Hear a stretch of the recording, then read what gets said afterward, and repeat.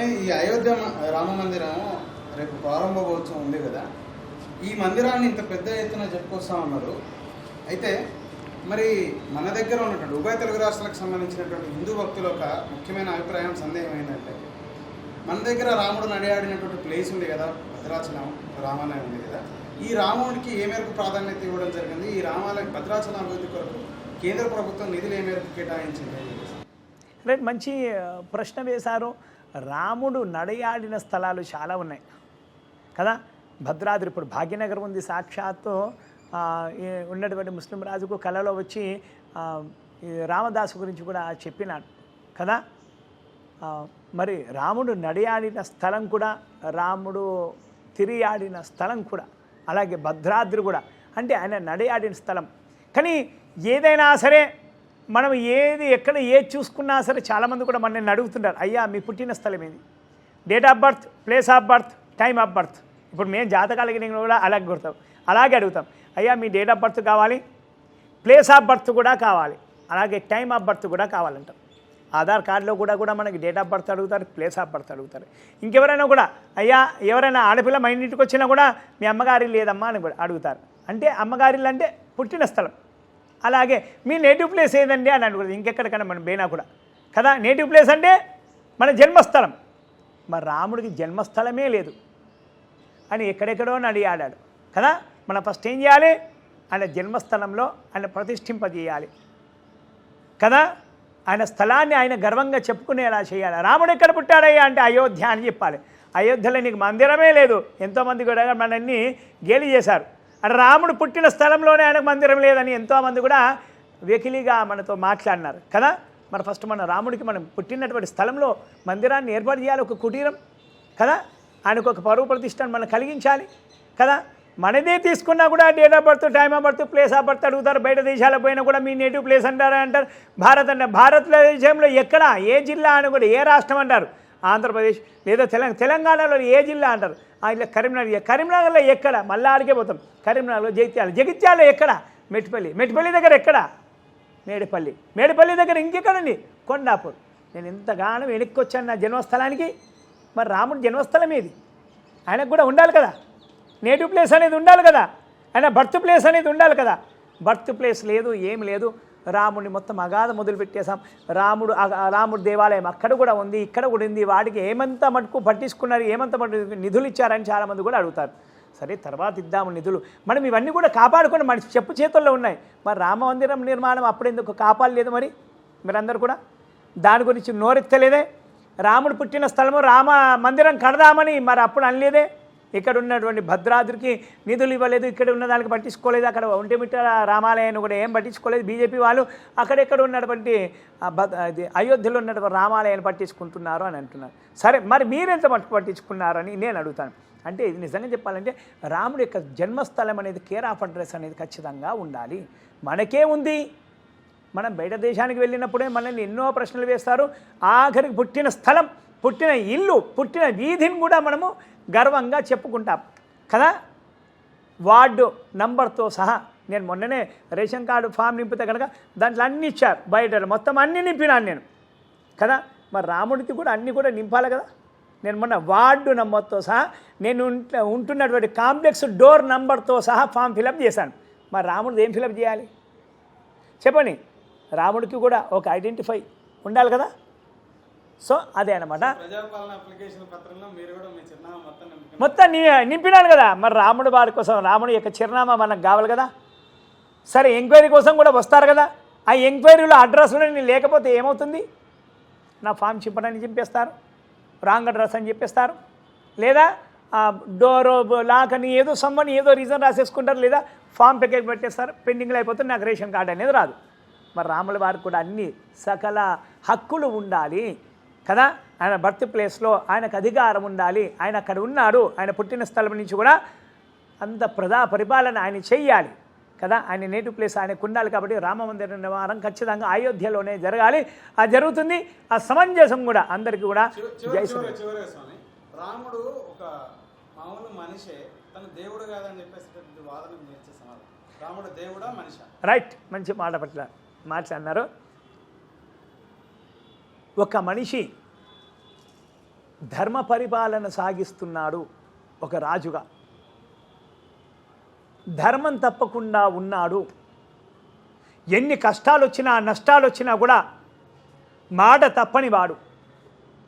అలాంటి వారు ఎవరైనా ఉన్నారంటే మనం వారిని అయ్యా నువ్వు సాక్షాత్ దేవుడవయ్యా అని అంటాం కదా.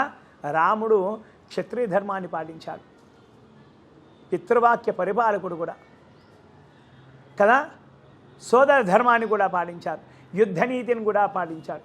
ఎక్కడ కూడా రాముడు ధర్మాన్ని తప్పలేదు కదా. ఎవరైనా అసలు ఒక మాట నిలబెట్టుకున్నారంటే వాడిని ఊరికనే చూశాయి అయ్యా నువ్వు దేవుడవయ్యా అని అంటాం మనం కదా.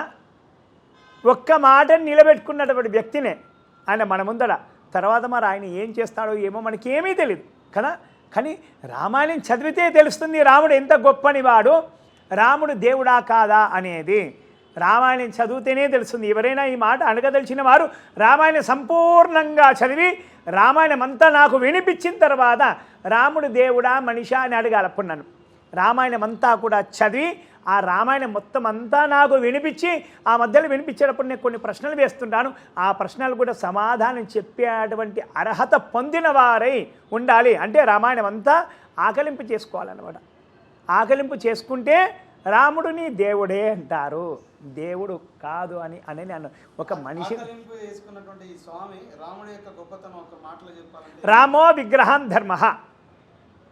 రాముడు మనకు కనిపించవచ్చు కనిపించకపోవచ్చు. రామాయణం చదువుతున్నంతసేపు ప్రతి ఒక్క అక్షరం పేద రాముడు సీత లక్ష్మణుడు ముగ్గురు అయితే ఖచ్చితంగా కనిపిస్తారు. ఆ తర్వాత వాయువేగంతో ఆ పదాలు మనం చదువుతున్నాము. ఆ చదివినటువంటి పదాలు మనకు చక్కగా మనసులో ఒప్పి మెదడులోకి మంచి జ్ఞాపకం ఉండేలా వాయువేగంతో వెళ్ళే అటువంటి ఉండాలి. అంటే ఆంజనేయ స్వామి కూడా కనిపిస్తుంటారు. రామో విగ్రహం ధర్మ. రాముడి యొక్క విగ్రహాన్ని దర్శిస్తేనే చాలు మనలో ఉన్నటువంటి సర్వ పాపాలన్నీ కూడా హరించుకుపోతాయి రాముడి యొక్క దర్శనం వల్ల. అమ్మవారి పాదాల చెంత దర్శనం వల్ల, సీతమ్మవారి యొక్క పాదాల దర్శనం వల్ల కూడా మనకు జ్ఞానోదయం కలుగుతుంది, సహనం ఓర్పు కలుగుతుంది. అలాగే లక్ష్మణు యొక్క విగ్రహ దర్శనం వల్ల మనలో ఉన్నటువంటి చెడు శక్తులన్నీ కూడా ఎగిరిపోతాయి, చెడు గుణాలన్నీ కూడా నశించిపోతాయి, కోపతాపాలన్నీ కూడా నశించిపోతాయి. సోదర భావము ప్రతి ఒక్కరిపైన సోదర భావం అనేది కూడా పెరుగుతుంది. రాముని చూస్తేనే చాలు అన్నీ కూడా చెడు శక్తులన్నీ కూడా నశించుకుపోతాయి. రాముడి యొక్క అనుగ్రహం వల్ల మనకెంతో భవిష్యత్తు, మనకు ఓపిక అనేది కలుగుతుందన్నమాట. మంచి మార్గంలో పయనిస్తాం. చెడు ఆలోచన అనేది ఎప్పటికీ కూడా మనకు రాదు. అందుకోసం నిత్యం కూడా మనం రామాలయ దర్శనానికి వెళ్ళాలి. రామాలయ దర్శనానికి వెళ్తేనే మన లోపల ఉన్న చెడు శక్తులను కూడా పడాపంచలై ఎగిరిపోతాయి. మంచి మార్గాన్ని నడుస్తాం, ఓపిక ఉంటుంది. రాముడి యొక్క వర్చస్సు నిజంగా చెప్పాలంటే ఆయన వర్చస్సు ఎలాంటిదంటే షోడశ కళలు, చంద్రుల్లో షోడశ కళలు ఏ విధంగా ఉంటాయో ఆ షోడశ కళలను మనం దర్శిస్తే కనుక నిత్యం కూడా చంద్రుడిని దర్శించినా కూడా సూర్యచంద్రులను దర్శిస్తే ఆరోగ్యవంతులుగా ఉంటాం మనం. రాముల్లో రామచంద్రుడు అని పేరు వచ్చింది కూడా అందుకోసమే. రాముల్లో చంద్రుడి యొక్క షోడశ కళలన్నీ ఉన్నాయి కాబట్టి రాముడిని శ్రీరామచంద్రుడు అంటాడు. అంటే చంద్రుడి యొక్క కాంతి వలన, సూర్యుడి యొక్క కాంతి వలన మనం ఆరోగ్యాన్ని పొందగలుగుతున్నాం. ఒక్క కాంతి వల్లనే కదా. నిజంగా వాళ్ళు ప్రత్యక్షమైతే అమరజీవులమే, చిరంజీవులమే మనం కదా. వారి యొక్క స్పర్శ వల్ల మరి సూర్యనారాయణ స్వామి రాముడి యొక్క ఇంటి దేవుడు కదా. ప్రతినిత్యం కూడా ఆ సూర్యనారాయణ స్వామి వారికి నమస్కారం చేయందే కన్ను తెరవడు రాముల వారు. అంతటి ఆరాధ్య దేవుడు రాముడి వారికి సూర్యనారాయణ స్వామి. ప్రళయాలు వచ్చినా ఏమొచ్చినా ఏదొచ్చినా కూడా సూర్యచంద్రుడు తటస్థం, ఇద్దరు కూడా. ఈ భూమి మునిగిపోయినా కూడా ఇంకొక యుగం వచ్చింది, మళ్ళీ కృతయుగం వచ్చినా కూడా సూర్యుడు చంద్రుడు అలాగే ఉంటారనమాట. అట్లా రాముని దర్శిస్తే షోడశ కళలో ఉన్నటువంటి ఆ చంద్రుడి యొక్క మనకు అనుగ్రహం కూడా లభిస్తుంది. అందుకోసమే శ్రీరామచంద్రుడు అని పేరు ఇచ్చారనమాట. శ్రీరామచంద్రుడు వాళ్ళు అంటే దర్శనమే చాలు. నిజంగా చెప్పాలంటే రాముడిని అర్థం చేసుకునేవారు ఉన్నారంటే కనుక అది వారి యొక్క పూర్వజన్మ సుకృతం ఉంటేనే ఆ రాముడిని అర్థం చేసుకున్నటువంటి శక్తి వారికి కలుగుతుంది. అంతటి మహిమాన్వితమైనటువంటి వాడు రాముల వారు. రామాయణం చదవండి మెల్లిగైనా సరే. మనకు కొన్ని పరీక్షలు కూడా ఎదుర్కొంటాం. నేను స్టార్టింగ్లో ఎప్పుడో ఒక 20 సంవత్సరాల కింద రామాయణం చదువుదామని చిన్న రామాయణ పుస్తకం ఒక పేజీ, ఆ పేజీ చదవడానికి నాకు 10 రోజులు పట్టింది. పేజీ తీయడం, 3 అక్షరాలు చదవడం, నిద్రపోవడం, 3 అక్షరాలు చదవడం, 4 అక్షరాలు మళ్ళీ చదువుదాంలే, సాయంత్రం చదువుదాంలే, ఇట్లా అంటే అప్పుడు పరీక్ష నాకు ఒకరు చెప్పాను మా గురుగారు, అరే అక్కడ ఆంజనేయ స్వామి నేను పరీక్ష పెడుతున్నాడేమో చూడరా, ఆయన తోకడ్డం పెడతాడు ఆంజనేయ స్వామి అని అన్నాను మా గురుగారు. అలా ఎలా అంటే, అంతేరా, రాముడిని నువ్వు అర్థం చేసుకోవాలని అనుకున్నప్పుడు ఆంజనేయుని దాటాలి మనం. ఆయన నన్ను అర్థం చేసుకున్నటువంటి శక్తి ఒక ఆంజనేయుడికే ఉంది. మరి ఆయన్ని దాటి పోవాలంటే అంత తరం మన దగ్గర శక్తి ఉంటుందా? ఫస్ట్ ఆంజనేయ స్వామిని శ్రీరామ జయరామ అని ఆయన ముందర భజన చేసినట్టుగా చేసి ఆంజనేయ స్వామి వెళ్ళి ఆలయానికి వెళ్ళి మొక్కి వచ్చి చదవరా అని అన్నాడు. అప్పుడు నేను వెళ్ళి చదివాను. ఆంజనేయ స్వామి వారి యొక్క ఆజ్ఞ నాకు దొరికింది. శివుడి దర్శనం కావాలంటే నందీశ్వరుడు యొక్క ఆజ్ఞ ఎలాగో, రాముడి యొక్క దర్శనం కావాలంటే ఆంజనేయ స్వామి వారి యొక్క ఆజ్ఞ కావాలి. ఆంజనేయ స్వామి వారికి చాలా ఈర్ష్య నిజంగా చెప్పాలంటే. మరి రాముడిని మనము ఆకట్టుకోవాలంటే ఆంజనేయ స్వామి ఊరుకుంటాడా? సర్వవరాలన్నీ కూడా ఎత్తేసుకొని కూర్చున్నాడు ఆంజనేయ స్వామి. రాముని సొంతం చేసుకున్నాడు ఆంజనేయ స్వామి. రాముణ్ణి మనము కైవసం చేసుకోవాలి, ఆయన భక్తిని పొందాలంటే ఆంజనేయ స్వామిని దాటి వెళ్ళాల్సింది మనం. అందుకోసమే ఆంజనేయ స్వామి ఆలయాలే రాముడి కంటే ఎక్కువ ఉన్నాయి మనకు తెలుసా కదా. మన భారతదేశంలో కానీ ఎక్కడైనా సరి చూసినా కూడా రామాలయాల కంటే ఆంజనేయ స్వామి వారి యొక్క ఆలయాలే ఎక్కువ ఉన్నాయి.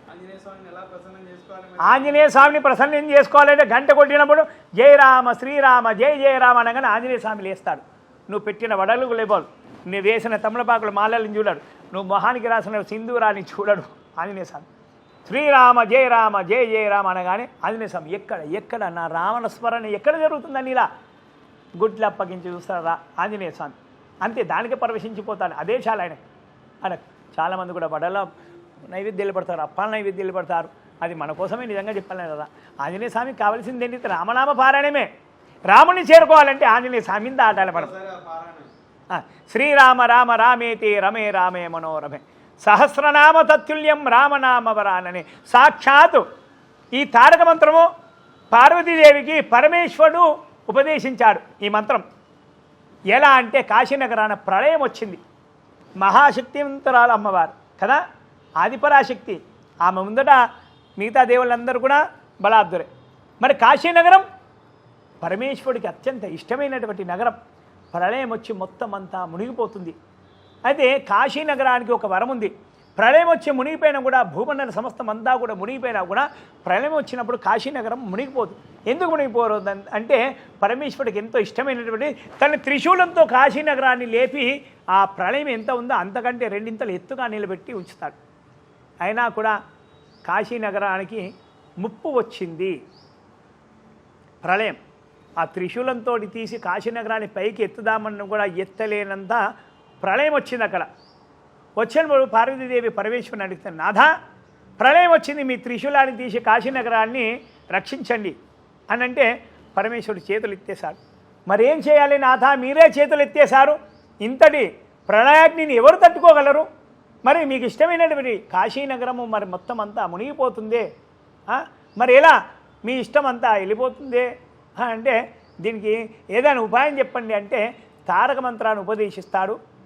ఆ సాక్షాత్ పరమేశ్వరుడే పరమేశ్వరుడికి దశాశ్వమేధ ఘాట్లో మనకు అక్కడ పార్వతీ పరమేశ్వరుల యొక్క ఆలయం ఉంటుంది. అలాగే శ్రీరాముల వారి యొక్క ఆలయం కూడా ఉంది కాశీనగరాన సాక్షాత్ ఒడ్డు తీరాన పార్వతీ అమ్మవారికి పరమేశ్వరుడు ఈ తారక మంత్రాన్ని ఉపదేశిస్తాడు.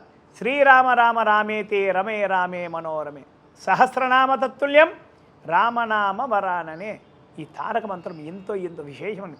అప్పుడు ఆ పార్వతీ అమ్మవారు ఈ మంత్రాన్ని చక్కగా జపం చేసింది. ఆ ప్రళయం కనురెప్ప బాటలో మంత్రము జపం చేసి కనురెప్ప తీసేంత లోపల మాయమైపోయింది ఆ ప్రళయం. చూడండి, తారక మంత్రం ఎంత గొప్పనైనటువంటిది. శ్రీరామ రక్ష సర్వజగత్తుకే రక్ష, సర్వజగద్ రక్ష అంటారు. అంటే సర్వజగద్ రక్ష అంటే సర్వజగత్తుకే రక్ష. రాముడి యొక్క అనుగ్రహమే మనకు రక్ష.